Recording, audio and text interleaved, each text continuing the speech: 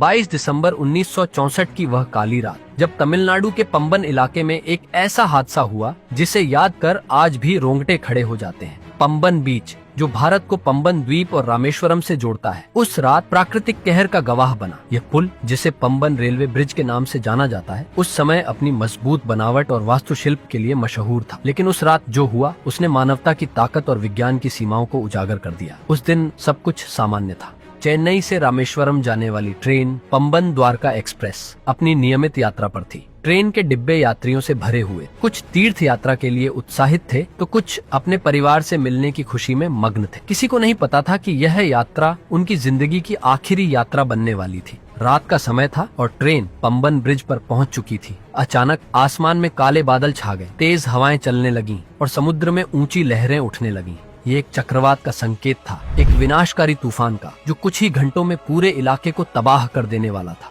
Train के driver ने खतरे को भांपने की कोशिश की, लेकिन तब तक बहुत देर हो चुकी थी। ट्रेन के हर डिब्बे में चीख पुकार मच गई। लोग समझ नहीं पा रहे थे कि क्या हो रहा है। तेज हवाएं इतनी जोरदार थीं कि सब कुछ हिलने लगा और सबके दिलों में एक ही सवाल गूंज रहा था कि क्या हम बच पाएंगे। आखिरकार वह पल आ ही गया जब प्रकृति ने अपना विकराल रूप दिखाया।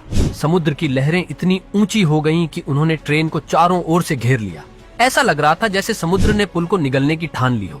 पुल के कुछ हिस्से कमजोर पड़ने लगे और अचानक एक विस्फोटक आवाज के साथ पुल का एक हिस्सा टूट गया। यात्रियों की चीखें, बच्चों का रोना और माताओं की पुकार सभी एक साथ गूंज रही थी। वह दृश्य इतना भयावह था कि शब्दों में उसे बयान करना मुश्किल है। ट्रेन, जो अपनी पूरी गति से पुल पर चल रही थी, सीधी समुद्र में गिर गई। पानी में गिरते ही सब कुछ शांत हो गया। केवल समुद्र की लहरों की आवाज सुनाई दे रही थी। इस हादसे में सैकड़ों लोग मारे गए। कुछ शव कभी मिले ही नहीं। जो लोग अपने घर लौट रहे थे या तीर्थ यात्रा पर जा रहे थे, शायद ही उन्हें पता था कि वे अपने परिवार से आखिरी बार मिल चुके हैं। ये घटना पूरे भारत को हिलाकर रख देती है। सरकार ने तुरंत राहत कार्य शुरू किया और नौसेना तथा स्थानीय मछुआरों ने मिलकर बचाव अभियान चलाया। लेकिन चक्रवात के कारण बचाव कार्य में काफी मुश्किलें आईं। इस हादसे के बाद पंबन ब्रिज को फिर से बनाने की प्रक्रिया शुरू हुई। इंजीनियरों ने इसे और मजबूत और टिकाऊ बनाने का फैसला लिया। नया ब्रिज चक्रवात जैसी प्राकृतिक आपदाओं का सामना करने के लिए सक्षम बनाना गया। लेकिन उन परिवारों का डर और अपने खोए हुए प्रियजनों की यादें